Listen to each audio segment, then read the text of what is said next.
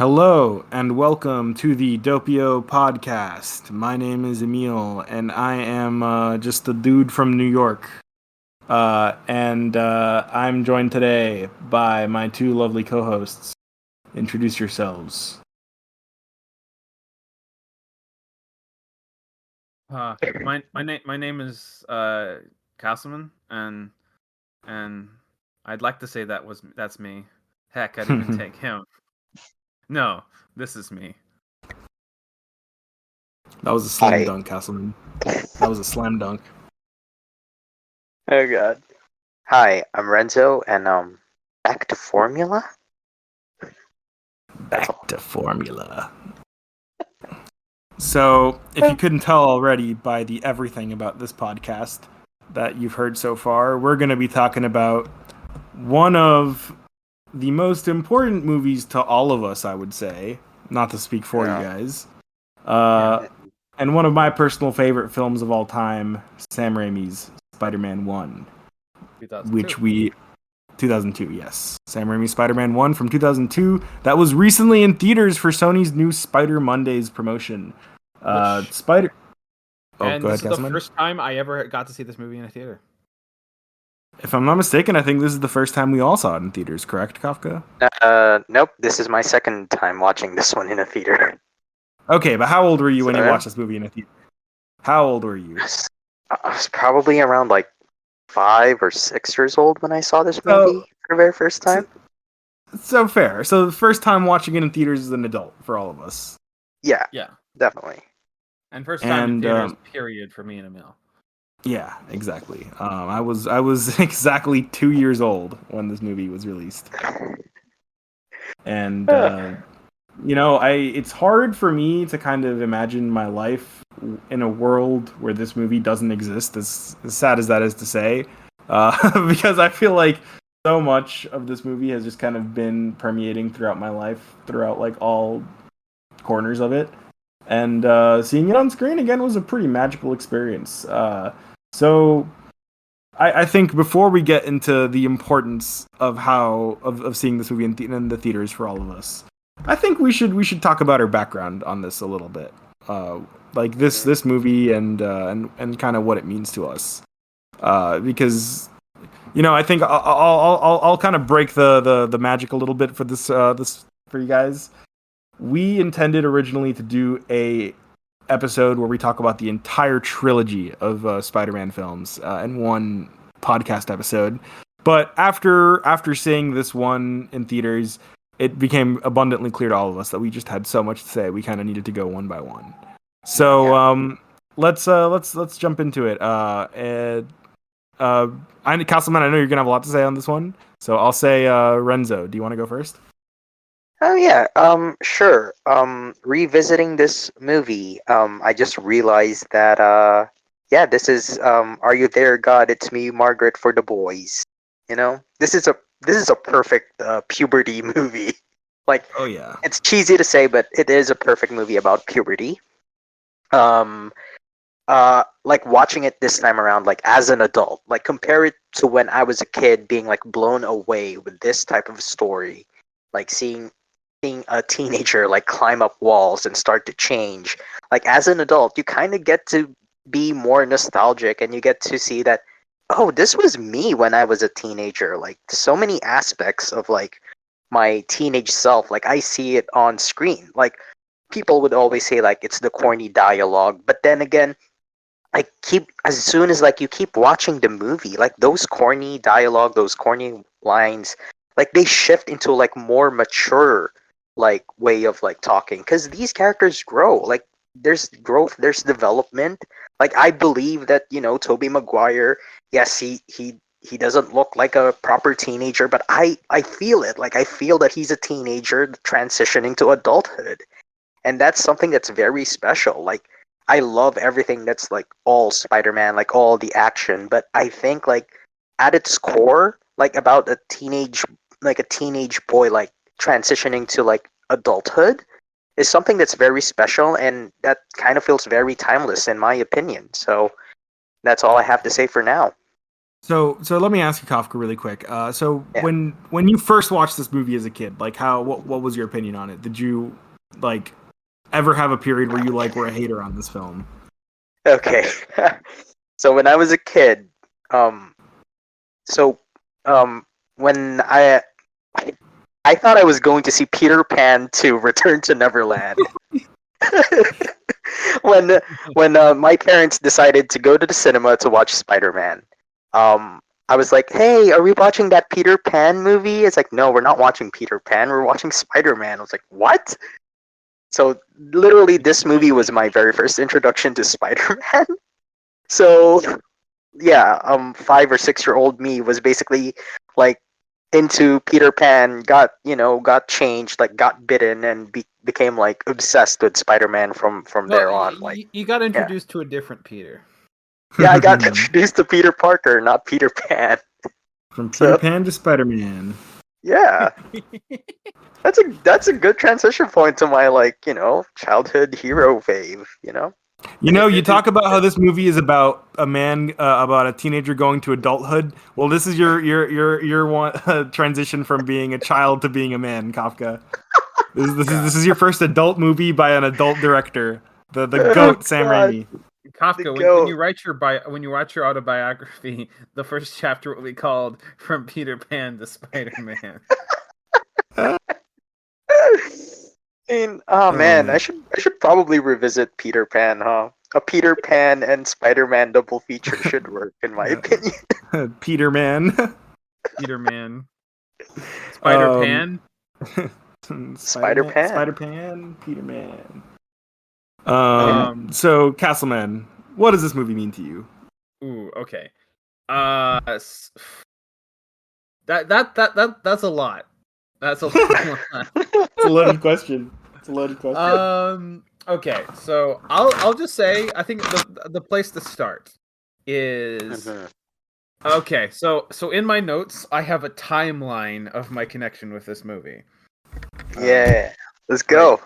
yeah. So 2004 was the first time I ever watched this. I Mm. believe it was like the first time was like playing on cable TV. I think it was on TBS or something like that. Um, and I missed like the first few minutes of it. Uh, I think my dad was just flipping through the channels and he just started watching it, and I was like hooked. And my dad was and it was like almost past my bedtime, but my dad was like, you know what, you've been good today. You can watch the rest of this. So he let me stay up late because I mean I was like 6 years old. And he let me stay up late so I could watch the entirety of Spider-Man on TV. Um, yeah, and so I basically just and I was and I was hooked, man. Like I don't even remember there being TV commercials because I know there were, but like it was like that was a movie, man. Even though I missed and dude, I think I had known about Spider-Man beforehand because I missed the spider bite sequence, but I still sort of understood that he was a guy who had been Mm. bit by a spider, you know? Yeah, and so I like understood like the emotion and everything to it. Especially because like one of the first scenes that I saw was Uncle Ben's death, and yeah, I just kind of got hooked into it, and then I slowly, and after I saw that movie, I remember, wow, okay, Spider-Man seems cool, and I had like an Amazon gift card that I got. I think this was after my birthday or something like that. I just went on to I think Amazon, and I bought this I'm familiar with like the Marvel essential collections, like where it's like Yeah. it's cheap Mm. but black and white collections of like classic Marvel stories. Mm-hmm. And this is like one of the first comics I ever bought was the collection of like the first 20 issues of Amazing Spider-Man, black and white. Yeah, it was the most affordable thing. And that's how I became a Spider-Man fan. That's how I got into it. That's how I just completely just got obsessed with this character. Yeah, all because my dad let me stay up late. So shout out to Wow. my dad. Shout out to Um, Castleman's dad. Woo! and yeah, and dude, after that, I remember I was at like this was it like a Secret Santa gift giving thing, and I like won like like a Peyton Manning football or something like that. But like another guy had gotten a DVD of Spider-Man 1, and I was like, "Hey, can we please trade?" And so we did. And I still have that DVD of Spider-Man 1 because that thing, I watched that shit so much, man. That's a trophy. Much. Yeah, that's a trophy, man. And yeah, no, so this movie's always been really important to me. I will admit, there was a period like around the time the Amazing Spider-Man movies were coming out where I never disliked this movie, but I was a little more negative on it, you know? Just because I was trying to buy into the hype that, for some reason the Amazing Spider-Man movies are more accurate. They weren't. And all that sort of dumb hyperbole. I got, and even though, Spider-Man 2 was mostly immune to it, this one did get sort of swallowed up in that. But it was a period that only lasted like a couple years. And then I think I revisited these movies in 2015, and this is, I don't want to go into too much detail, but like this was after a period in my life where I kind of had a mental breakdown, and like one of the first things I decided to do was rewatch the first two Sam Raimi movies, which I had not watched in a while. And I feel like that was the moment when I saw this movie and I was like, oh shit. Like yeah, it was 2015. I was high school junior, just gone through like some really tough shit, high school related, again, mental breakdown. And the first thing I see after I go through that, I decided to watch. For some reason, it was just felt time to rewatch these first two movies, and yeah, no, it's this movie has always been very special to me. Those movies really gave you a hug. Like they were, they were like, "It's gonna be okay, Joseph. Like it's gonna be fine. You're good." One of my Letterboxd reviews of this, one of my Letterboxd reviews of this movie is "Comfort Movie," the movie. Yeah, dude. No, it's great to hear that this movie's been, in your life for so long and something that you've like held dearly for a while. And I think, we all feel very similarly. For me personally, I don't know exactly when I first watched this movie, but I just remember being very small and watching the DVD just being on for some reason. Mm-hmm. And I remember the scene, like one of the first things I remember feeling very intense fear. One of the first times I remember that was when that one shot of Peter's hands with like the little spider like tendrils coming out of his fingers. That when he sticks on walls. Like that specific shot scared the living shit out of me, and I honestly really, it scared the living shit out of me, and I was so afraid of the movie. I kind of say I think that's the first thing I ever saw from this movie, because I think that's what was like when I walked in the room and my dad had just flicked the set channel. It was like that shot right before he starts crawling the wall. Wow, that's so crazy. That's so crazy.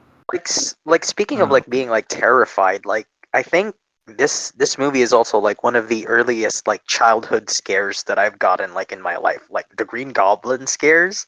The jump scares. It traumatizes you as a kid, Yeah, I mean, totally. I love it. I mean, Sam Raimi trademarks, it's sprinkled all throughout the movie. I love it. Oh yeah. But yeah, I will say, like, I finished it, and I think when I was a kid, and watching that movie was the first time I ever really had like a strong emotional response to a movie, and it was one of the first times, like, I looked at those movies retroactively, like I didn't remember the emotion or the exact things that happened in the film. I just remembered how I felt as a kid watching it. And I remember that movie having a certain atmosphere and just feeling that was just not like any other movie I had ever seen in my life. And it just felt like it was a world that was made by a person who knew exactly what he wanted this to feel like, and it was something that we'd never seen before. It was just a modern take on the classic stories that make up this character, and really introduced me as well to Spider-Man. And I can honestly say, without this movie, I wouldn't be in grad school. I wrote my letter of entrance on how this movie kind of started my love of cinema, and also it helped me get back into cinema later as an adult. It was the movie that kind of was my guiding point back into getting in the habit of watching movies and learning to appreciate them and analyze them and use them as a teaching tool. And I have a very intense fondness for it in that level. But also, just truth be told, without this movie, we wouldn't be on this podcast. You wouldn't be listening to us right now. Yeah. We all met on a Spider-Man themed, Sam Raimi's Spider-Man themed server, and the event that brought us all together that we ever did was a script read of Sam Raimi's Spider-Man, where I believe I was the narrator and Emil played Peter Parker. Yeah. I think I played Flash and Bonesaw, if I remember correctly. So I was playing two characters. That's so insane. Funny. But dude, if we really wanted to, we could pull up the cast. Oh man, maybe we don't do that on the air. Maybe we do that after we finish recording. But yeah, that was so and both Renzo and Castleman have both been people that I consider some of my closest friends and creative partners and people that I speak to every day and I'm comfortable enough doing this thing where we talk about movies every week and we put it and record it. So it's just all of that in my mind I feel is thanks to the inspiration sparked by this film, and I cannot thank Sam Raimi enough for putting this into the world and believing in Spider-Man and believing in comic book movies and having faith and doing it, and doing it probably better than anyone else could have. But yeah, so that leads us to this viewing, which is the first time that we've seen it as an adult in theaters. And Castleman and Renzo, you gave us a little bit of your reactions on that, but Castleman, I would love to hear your thoughts watching this movie. I've seen a lot of movies in theaters with Castleman, and one of my favorite things is watching movies with friends and getting their kind of reactions to movies I love. And I'm very upset. I wish I could have been there to watch it with you. But what were your thoughts, Castleman? Yeah, I wish I could have seen it with you too. But dude, like. I don't quite know where to start, but this was a fucking powerful experience watching in a theater for the first time. Because honestly, when you think about it, usually it's kind of reversed, right? Because usually seeing movies in theaters is your first time seeing it, right? You see new movies in theaters, and it's only occasionally you see like a re-release of like an old movie, and occasionally that can be your first time seeing it, but most so usually movie theaters are often for like first time experiences, or like you're rewatching it after you already saw it the week previously, trying to see it as many times in the theater before it leaves, because you may not be able to see it in theaters ever again, So here, this is like a completely inverted case where this is a movie where I've seen at home on whether it's VHS or DVD or TV or Blu-ray or 4K Ultra HD or whatever, or streaming, or maybe a little bit of streaming, where like I've seen it so many times in those parameters. But now, knowing this movie almost back to front, being almost be able to recite the script for this movie, I'm finally seeing it in a movie theater. It's weird. It's super weird. Like it's like a almost out of body experience. And dudes, when I started tearing up as soon as that first note of Elfman Scored played over the Columbia logo. Like I just had to hear like that single note, and I was like, and I started tearing up. Like that's all I needed. Wow. Oh man. Like I was zoned, man. You were in Nirvana. You were in Nirvana, man.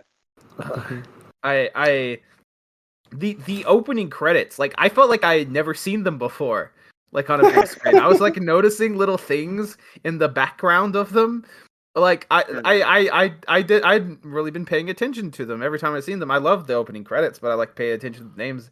But this time seeing it on a theater screen, I'm like noticing little textures and details behind the web patterns and stuff. It's like crazy. Like I was actually so completely enveloped into the opening credits. I'm already tearing up, and the actual movie hasn't started yet. Nobody is saying a single word. Yeah. Um, yeah. So I feel very similarly to that. When I went to go see this movie at a local theater here in New York, and they were actually showing a 35 millimeter print of the film, and to my just imagine my surprise when I'm watching this movie in the theater and like the show's about to start and lights go down. I'm like, oh my god, I'm about to watch Sam Raimi's Spider-Man 1. And then the theater aspect ratio just starts to change for some reason. I'm like, huh, that's weird. That's not Sam Raimi's Spider-Man 1's aspect ratio. That's not right. And then they just start playing the trailer for Spider-Man 2. And then it hits me like, oh shit, I'm about to watch Sam Raimi's Spider-Man trilogy in theaters. And you know, as a preamble, let me just say they don't make trailers the way they used to. Or maybe they just don't make trailers for movies as good as Spider-Man 2. Because like that's a trailer that has very little actually going on. It's just clips from the movie with Elfman's score, and it just hits so hard. So okay, I'm gonna stop talking about that because that's not Spider-Man 1. But for some reason, my theater played that trailer, and I loved it. So then that was kind of like the pregame, pretty much. Mm-hmm.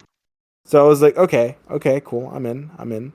And then that very same note happens, and the credits start, and I have the same reaction, Castleman. I tear up right when I hear that. I don't know. I don't make music. That was really terrible. I'm sorry, but this movie makes me. I'm very passionate about this movie. And just sorry. listen. Let's take a step back here for a second and just think about this movie as a whole.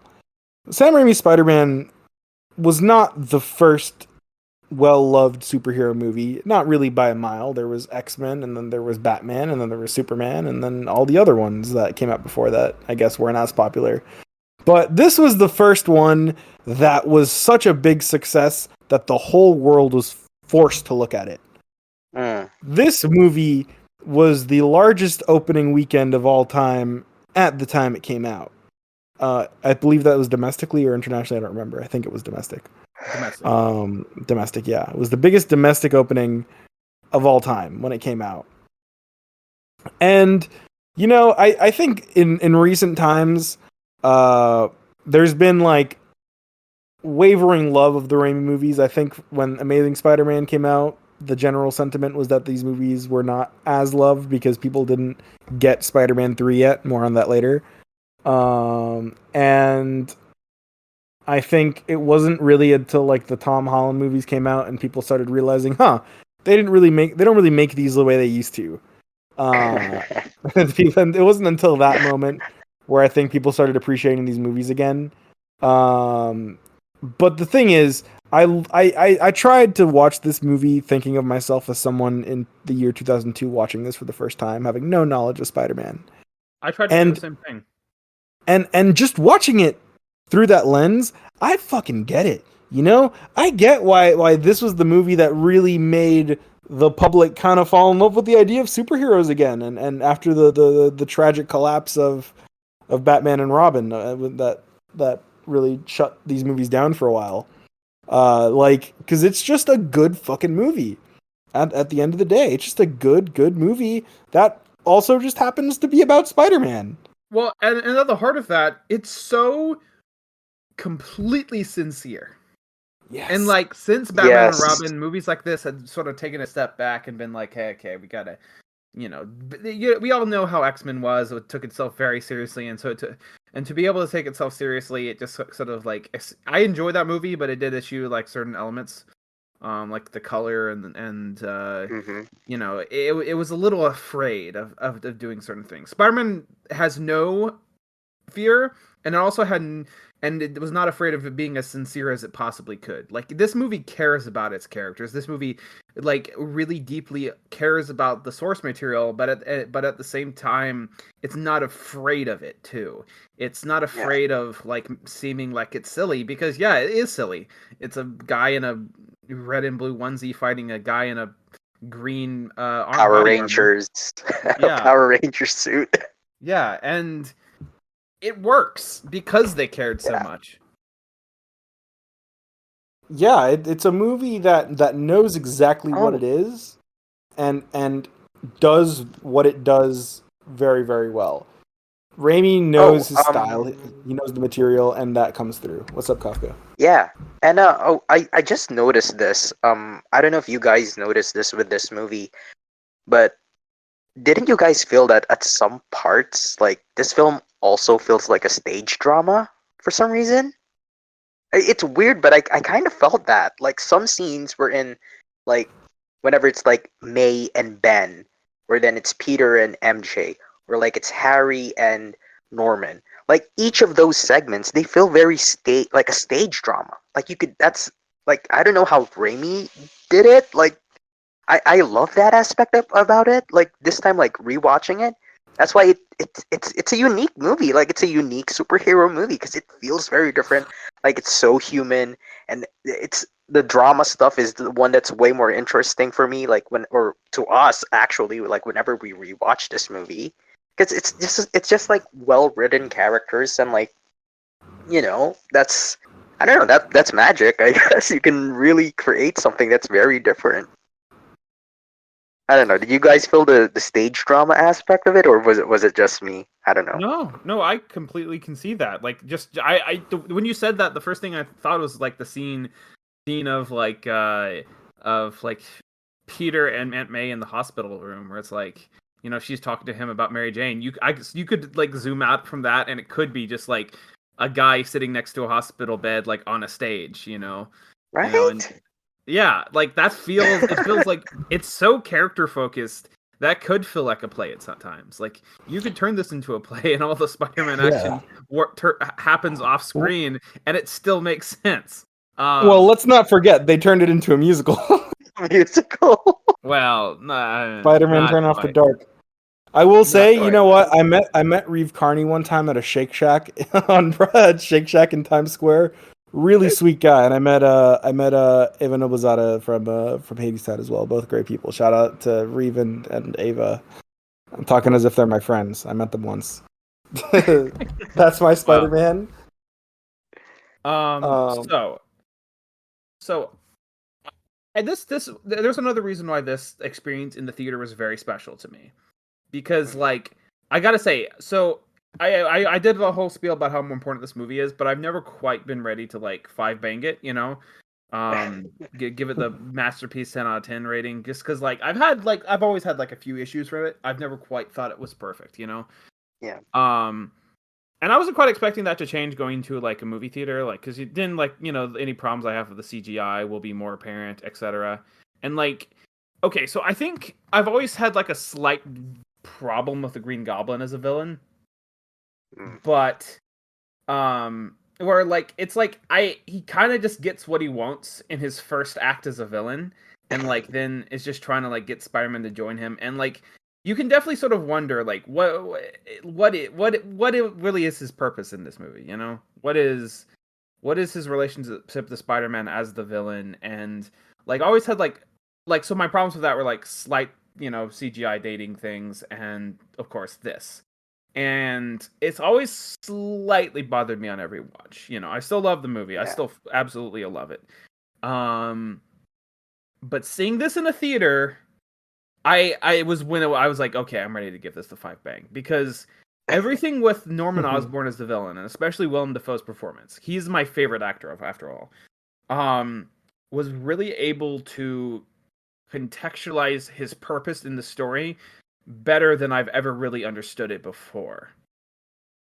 Where so what I really feel is this goes back exactly to what you were saying earlier about puberty, Kafka, Yeah. because Renzo, because this is the story of the development of a kid, of a teen boy into an adult. And it's also about the struggle of a young boy and the father figures in his life. Like, because Peter Parker doesn't have a father. He has the man who raises him, and then he has this person who you would think, because Peter Parker is interested in science, could nurture him. Because, I mean, when you think it, I'm something of a scientist myself, is a big meme line, right? Yeah. But it's also like the first thing that like Norman really says to Peter, and sort of trying to like he's trying to almost like seduce him to the dark side from the first scene he's in, even before he's really a villain. Because we meet Norman Osborn before we meet Uncle Ben. We meet all this, and it's really interesting to sort of compare Uncle Ben and Norman Osborn as the like clashing father figures in Peter's life that sort of will be guiding him to where he should be. And and this perfectly ties in with the idea of Peter Parker going through puberty, going through life, and going through an understanding of where he needs to be. Because yeah, Uncle Ben dies 40 minutes into the movie, and great power, great responsibility, all that happens. Like, we get the central message of the movie earlier on, but like it's still working through, and we're still understanding it throughout both the second and third acts, because it's still bouncing off of Norman Osborn as that father figure, because he's trying to push Spider-Man in a different direction. He's trying to push him in a direction that Uncle Ben doesn't want him. And because you can directly compare Norman Osborn and Ben Parker as complete opposing ideologies. Norman Osborn is like this smooth, like, he's what Peter Parker would almost think he wants to be. He's like this rich, capitalist, scientist, person who has all this money at his disposal, versus Uncle Ben, the working class, down on his ass, laid off, working class man. And like if you really want to get into it, this story is about how Peter Parker should not ever be tied with a billionaire.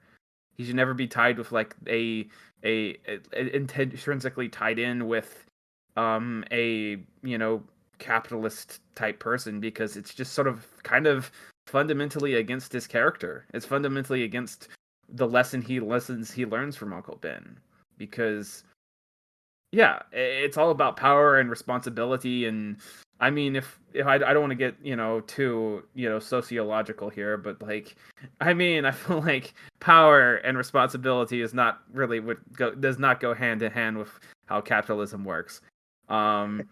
And it's but so yeah, I all of this clicked to me in this viewing, and I fully believe that this is a 5 out of 5 movie, because all of these things work together so brilliantly in tandem with Peter Parker's character arc. Because that moment at the end where he says, "I had a father, his name was Ben Parker," it's like one of these key points of a character arc in like cinema history, because man, this is a good fucking screenplay. David Koepp, I mean, he did the Jurassic Park screenplay, and among a lot of other things. I know he's working with Spielberg again. And I on that point, while we're talking about that last scene, dude, the that fight scene, I think like every scene like following that is just kind of perfect in like every way. And I think like this movie has one of the coldest endings of all time. But also like, I love me a bittersweet ending. I love one where a character has to give up something but also gains, because in life everything is about compromise and understanding that even if you get what you want, there's going to be something given for it, and it's not going to be exactly as you imagine. And Peter, he gets the opportunity to mature and grow, but he makes a choice because he knows that it's unsafe to be with Mary Jane, and he makes that choice to keep her safe, and understands that being with him would cause a lot of problems with her, and he can't do that to her because he loves her. So I truly just don't think there's anything more Spider-Man than that. And can I just say, Kirsten Dunst, amazing in this movie. Well, I love her. This movie, if you ask me, I think this movie has the greatest on-screen kiss of all time. Like, I'm not being a Spider-Man shield by saying this, but like it kind of is. Yeah. Like, I don't think was the upside down. The upside down kiss was something that was like popularized by Raimi himself, right? Like, how often was that in the comics beforehand? I think he was a pioneer of it at this point, right? Yeah. The GOAT. I'm trying to remember a moment in the comics beforehand where we have this thing, because it's like I'm trying to find like a moment in the comics in my brain where like this happened beforehand. Yeah. Well, even so, this is such a thing that's so closely tied to this movie that the upside down kiss thing, but it's also so good that us as big Spider-Man fans, we are like, we just accept it as part of the canon, pretty much. Even if it's not, it just is. This movie is such a good adaptation. It pioneered whole new iconography for the character. Yeah. Like, because, dude, okay, so I just did a few second search, and like, basically, people were saying, hey, is there anything in the comics, like the upside down kiss in the comics? And the only thing people are linking is the 2002 comic adaptation of the movie. So no, I think we can say Sam Raimi pioneered this. And like, going back to that ending scene, like, I just think it's such a perfect little touch where after she kisses Peter, she just like sort of, and after he turns her down, she just sort of touches her lips and like sort of like that. That's just like such a perfect moment. Yeah. It's like, oh, like, dang. And then the way how she looks as well. I don't know. Kirsten Dunst is great, man. She's terrific. My God. Like, even like that, like you mentioned, like sincerity, like early on, Castleman, and like that scene where Peter and MJ were talking to the backyard for the very first time in the movie.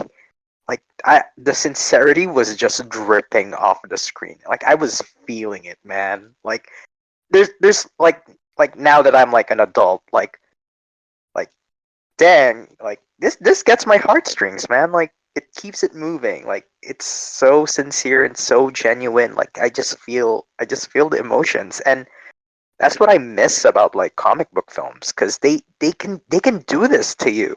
But right now, it's just like, it's so rare to like feel these emotions nowadays. And that's why I think it's so special to like revisit this on like a big screen, because you get to feel it, and like you get to share that feeling with the audiences. So, yeah. Yeah, I mean, and just going back to the ending real quick, this movie kind of works as its own perfect encapsulation of everything Spider-Man just by itself. Like, this would kind of be like a perfect representation of Spider-Man if they had never made another Spider-Man movie. Like, imagine if this was all we had gotten, and of course that would be tragic because we know how amazing the sequel is. But like, as it stands, they picked the most iconic villain, they picked the most iconic love interest, they just picked all the most iconic elements of this story, and this just is Spider-Man. This very much feels like they weren't specifically expecting the sequel when writing this, so they just picked the best elements out of everything to make this movie. Yeah, and so on that point, something I always forget about is that this comic or this movie kind of adapts the night Gwen Stacy died. I always forget that, and I see, like, it adapts elements of it, which I think is super neat. It's like Raimi is someone who really loved these stories and these characters in the comics. So just, yeah, I'm really just, I'm so happy that this movie exists. Like, I really am, and I'm glad that James Cameron didn't get to make his Spider-Man movie. I was waiting for this. I was waiting for a James Cameron Spider-Man mention. Because, like, I'm sorry, I've read the script and this is better. I've read the script and this is way better. Like, sorry. Are you sure you don't want Peter and Mary Jane to have like bondage sex on the bridge or something. Oh God. Right here. I Get mean, out I, of c- Or I here. could or I the could beach ball. imagine I could imagine the radioactive cum be adopted by James Cameron. Okay, but like, let's just think about something. How different fundamentally would society be today if James Cameron made his Spider-Man movie? Oh, it'd probably look like the future in the Terminator. Skynet. Maybe Someone the should write a movie about sincerity that. and optimism of Sam Raimi's Spider-Man like push back the apocalypse a few years, you know? Oh God. Uh, Because we should also talk about um the 9/11 factor. Um, That's just oh. that. How many other movies? Um, how many other movies can you say that about? I mean, you can probably say a couple of them, but so this movie, and of course, I think everyone knows the little story about how the original first teaser of this movie featured Spider-Man trapping criminals between the World Trade Centers towers, Mm. and so that's very much a case of like, oh, okay, so that was used to be part of the movie, but like, I there's something so because like it feels like a lot of the instincts in terms of post 9/11 media was rage, you know, in terms of Americana. It was like rage. They were angry at, you know, everything. And there but like this movie represents a sense of community and like solidarity, like, and it's kind of just does it with that one scene where they're like they're say that all these New York citizens are helping Spider-Man by throwing shit at the Green Goblin and saying like, if you mess with Spidey, you mess with New York. And it's just this wonderful little moment of like, and I think but like that is something you have to think about, because like when this movie came out, 9/11 was like less than a year ago. If you're watching this in a movie theater as a New Yorker, just think about that, and you get that scene. I gotta wonder how that felt preachy, or did it feel like what I hope what I think Sam Raimi was meaning, where it felt like almost like this moment of hope, where felt like, yeah, no, we got each other's back. Like, Spider-Man isn't a character who just saves the day, and there's no interaction with the common man, like you see with all these Avengers movies. No, there's a genuine care about the everyday citizen in these films.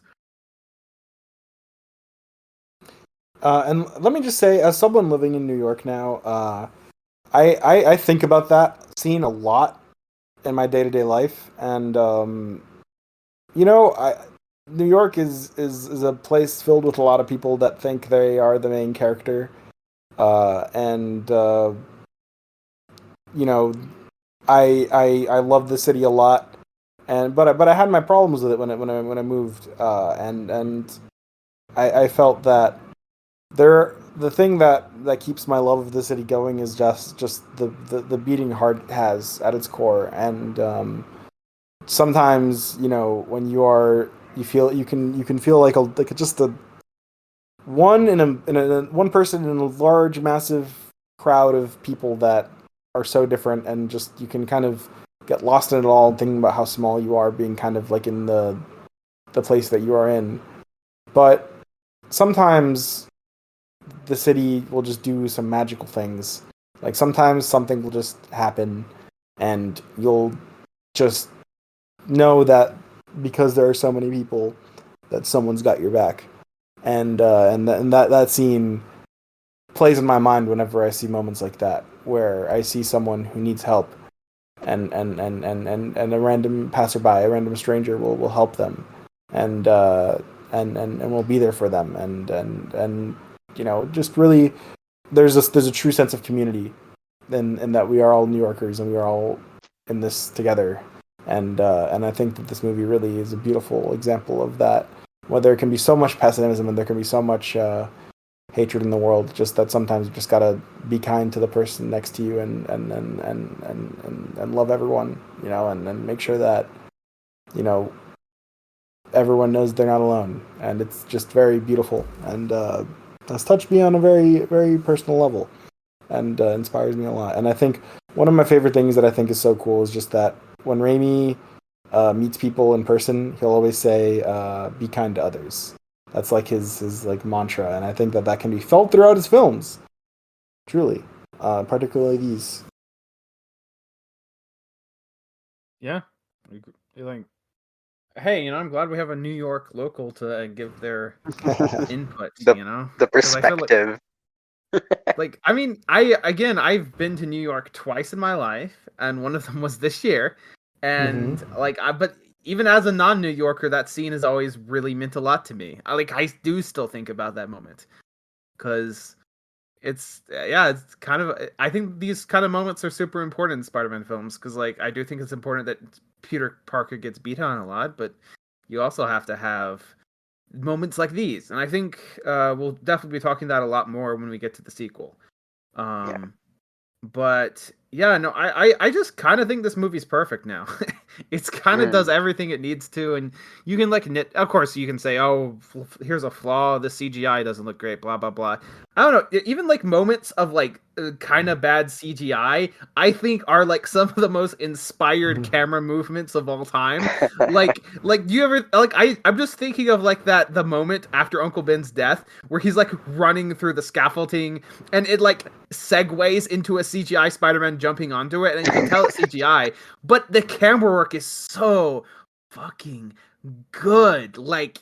I can't complain about it because it's it's 2002, but they film it so immensely well that I don't have any reason to care about it because it looks so good, because they film things, and that first moment where he's swinging right after that, and you can just sort of feel the camera you almost feel like you're about to crash to that building that hit it's almost like a moment of sort of breathlessness before he shoots the web and swings away right in the nick of time. And there's just a use of the cameras that's so inventive throughout this entire film, and the ways that Sam Raimi is able to just really get me in, he's just kind of a master with all this stuff. And again, they don't make it like this. They don't make movies with this where it feels big, where you can have a similar moment in this and say an MCU Spider-Man movie, but the way that the camera moves is so more impactful and iconic here. Yeah. Raimi has such command over the camera, and he knows how Spider-Man should look on screen very, very well. And I think the usage of practical effects blending with CGI, blending with really insane camera work is just, honestly, I couldn't imagine a better way to shoot this movie. Truly. Yeah. And this movie really inspired my love of camera movement, my love and obsession of that. Yeah, but I think of something we haven't talked about yet. Renzo mentioned the Thanksgiving scene. Is this a Thanksgiving movie? Yeah. I wouldn't say this is a Thanksgiving movie because it's not about Thanksgiving, but it's a great movie to watch on Thanksgiving, and I think is just that scene particularly is amazing. And one of the when you mentioned that you were thinking about scenes that felt theatrical, I actually thought of that one. I could totally imagine that Thanksgiving dinner conversation being on stage, Norman saying, "I have to go," and he walks off stage, the stage right. Bike messenger knocked me down. Yeah. Oh wait, Castleman, tell Renzo what you said when we were in New York about the bike messenger. When you were okay, you know what, I'll say it. So when Castleman and I were walking down the streets of New York one time, you hadn't been in a long time, and it was a bike that passed by us. And you were like, I've never understood the phrase "I got clipped by a bike messenger" until now. Oh shit! I remember that. Okay, I remember now. That was a funny moment. Um, and what else? Yeah, Oh Norman, incredible God. villain. Oh Um, God. I just remembered.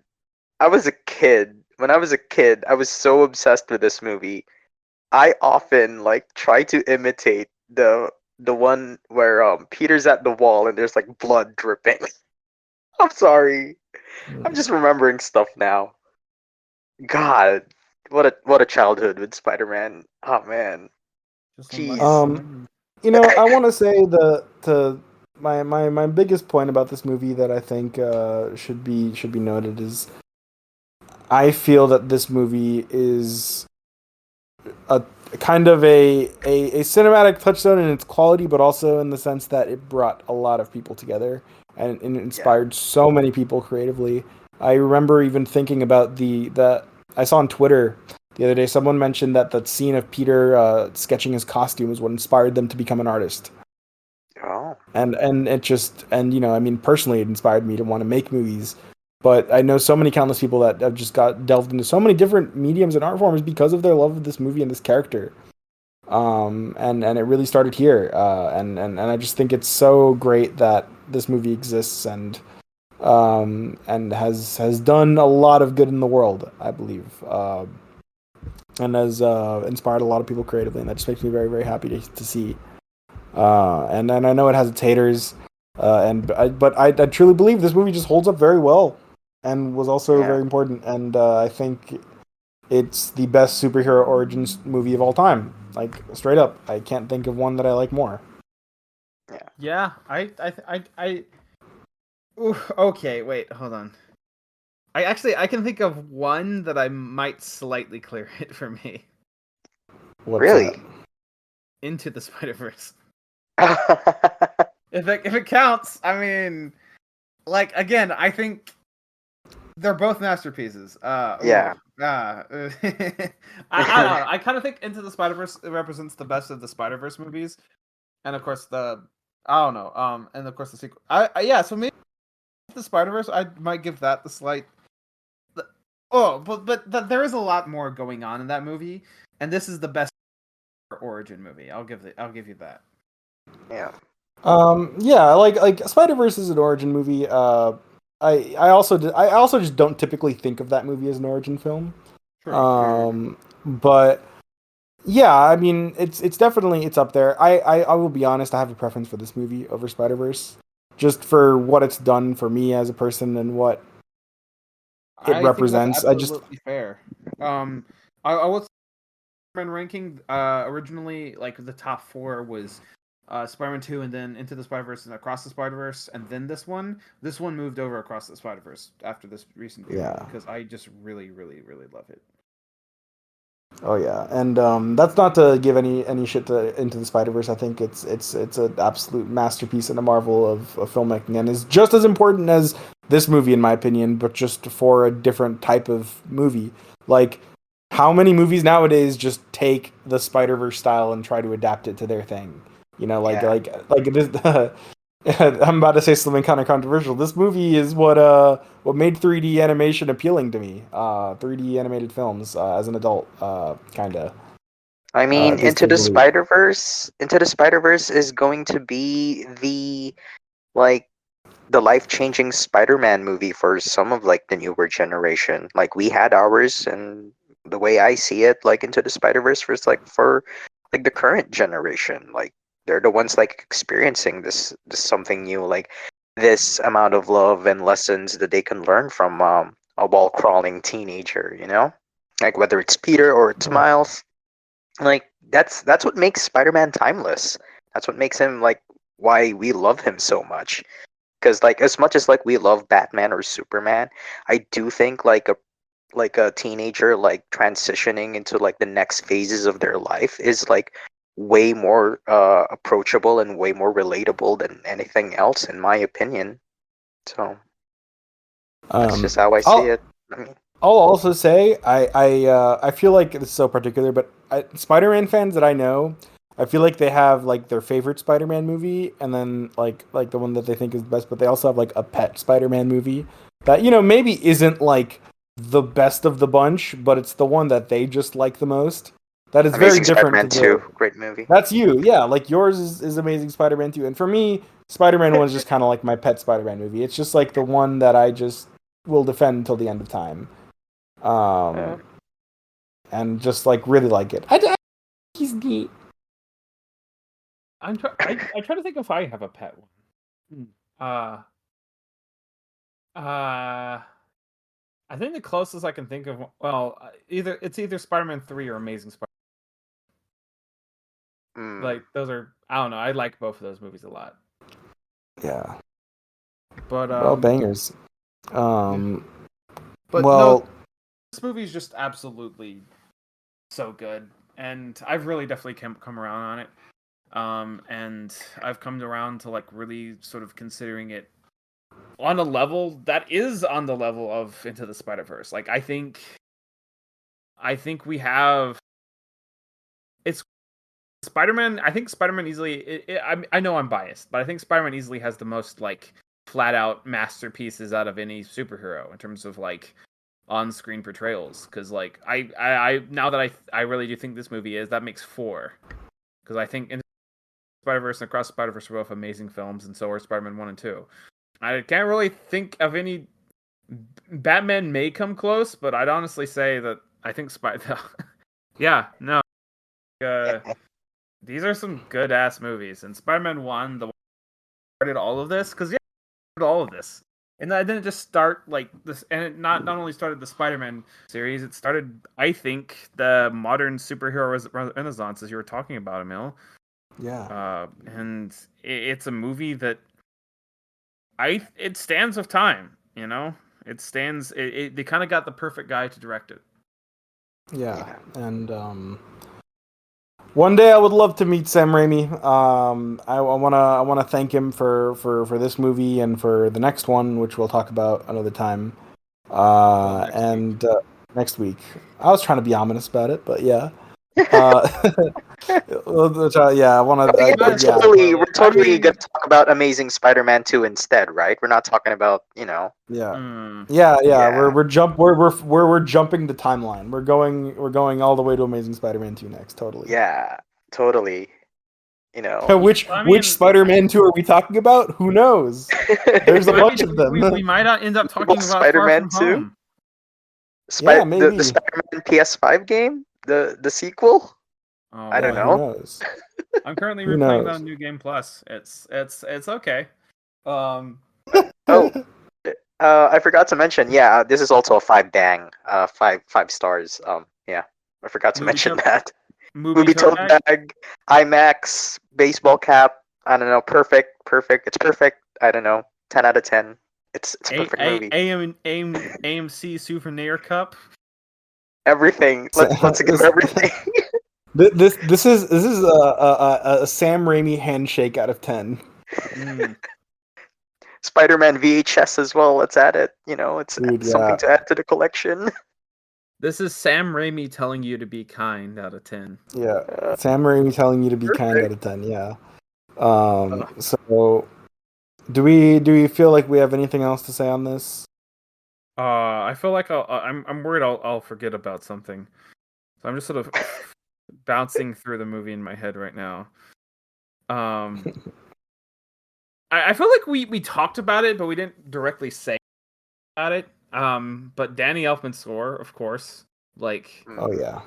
holy crap! Like, what an iconic! I think this is the best superhero theme. This is the best superhero score. It's amazingly iconic, and I think it represents all the facets of the character right out the bat. Like this really got it. Like 100%. Like just like if you just listen to the main from the soundtrack, it both represents like the soaring iconography of Spider-Man, but it also understands like the innate sadness of Spider-Man, and it also understands the heroic side of Spider-Man. Like all of the facets of this character are represented within that main theme. Everything that's really important to who this character is intrinsically is conveyed within Danny Elfman's music. Like the Green Goblin, what a fantastic theme, right? Like, Da, na, na, na, na. like You can instantly hum the music in this movie, honestly. yeah. Oh I mean, man, it's one of my favorite musical cues in movies, period, is the score when Peter says the I had a father. His name was Ben yes, Parker. dude, it's so perfect. Like the way that I mean, I still think it's stupid that No Way Home barely used the Green Goblin theme. We got like maybe 2 notes, but then he's like supposedly the main villain of that movie, but we barely get anything with it. Yeah. I don't know. And I will say I kind of think that just slightly. I don't mean to slag on that. I do enjoy that movie, but I think No Way Home slightly misunderstands Norman Osborn in this movie. I feel like it Mm, oversimplifies the dual personality here. Like yeah. it just sort of simplifies as Norman is like a whimpering, like sad little man who needs to be rescued, and the Green Goblin is like pure evil. I fundamentally disagree with that sort of take. Like it's kind of right. I can see where they interpreted it, but I don't know. It feels like the sort of the understanding of somebody who saw this movie once or something. Yeah. Because like I kind of feel like the dual I think the duality is a lot more interesting than that, because Green Goblin is essentially giving Norman what he wants. It's basically almost more like if his deliberately more malicious side sort of came out of him. And at the end of the movie, when he's like, pleading with his Norman side as he moves his Green Goblin finger, I've always sort of more interpreted that as like these two sides are to get what he wants. Dr. Jekyll and Mr. Hyde for Willem and Rain. Oh Yeah. yeah. And as we know, Dr. Jekyll and Mr. Hyde is, I feel like, because people will often like misinterpret that story as being about a purely good man and the purely evil. But no, it's about a guy who intentionally took that serum. It's about a guy who intentionally went down that path. Like within the text of that story, Dr. Jekyll is not a good person. Yeah. That obsession, like once they got a taste of it, like they couldn't just stop. And ego, Yeah. the self. Yeah. No. What a picture. Not a picture Yeah. indeed. God, I mean, what a movie. I love this movie. We love this movie. I God, love it Peter a lot. Pan was I so love it. good. Peter Pan was so good. Yeah. Are you glad you didn't see Peter Pan, Kafka? Yeah, I'm glad I didn't see Peter Pan 2 Return to the Neverland. Oh my god. Thank you, Mom and Dad. Okay. Thank you. So we've decided that this movie is amazing, right? It's Yeah. just really good. But I have a question. Well, really Okay. important one. Would you say that this movie is not for the faint of heart? No, I think this movie's for everyone. I think this Yeah. movie's for everyone. I really believe that. So I mean- Peter Parker's lying to us in the opening monologue. To be No, fair, oh, he's like, who am I? And then by the end of the movie, he says, I'm Spider-Man. fuck you! It took me way God. too long to get that, Castleman. Jeez. I want to add. I- I shot a scene from this movie for class. I used to be the guy that would just recite this randomly at the function. Maybe maybe that's why I have problems. You didn't But- understand the fate. I was like half paying attention to that comment. I'm not gonna lie. I didn't. It took me a second to register. I was like, oh, that's what he meant until you said that. Okay. Well, it would have been a great joke to end this, but I guess you ruined it. Damn. Okay. Oh God. I'm. Jeez. No, I mean, okay. if you're taking offense to that, then I guess you are faint of heart. and it's like and yet this movie's for me. So I think Peter lied. Mm. Well, hey, if somebody told you this movie was for the faint of heart, somebody lied. somebody lied. Oh God. I guess they lied about lying. So I'm just gonna say I'm not ready for Spider-Man 2. No, we're ready for Spider-Man dude, 2. I will in 24 hours. I will be seated watching that movie. It's kind of crazy. Oh god. Oh god, we're about to take another level of Spider-Man. Oh Yeah. god. Dude, if we feel this strongly about this movie, I'm not prepared for how I'm gonna feel next week. Oh, okay. Or tomorrow. So I mentioned that I will only be watching Spider-Man 1 and 2 in theaters, but I was having such a good conversation with you guys about seeing this in the big screen. I decided to buy my tickets for Spider-Man 3. Oh, let's go. Guys, you guys actually convinced me. You know what? Okay. Good. I'll buy a ticket for Spider-Man 3. Let me make a prediction now that I know this podcast will be releasing before Spider-Man 3 hits theaters again. I think there's going to be another massive wave of Spider-Man 3 revisionism, and I just want to say I was here first.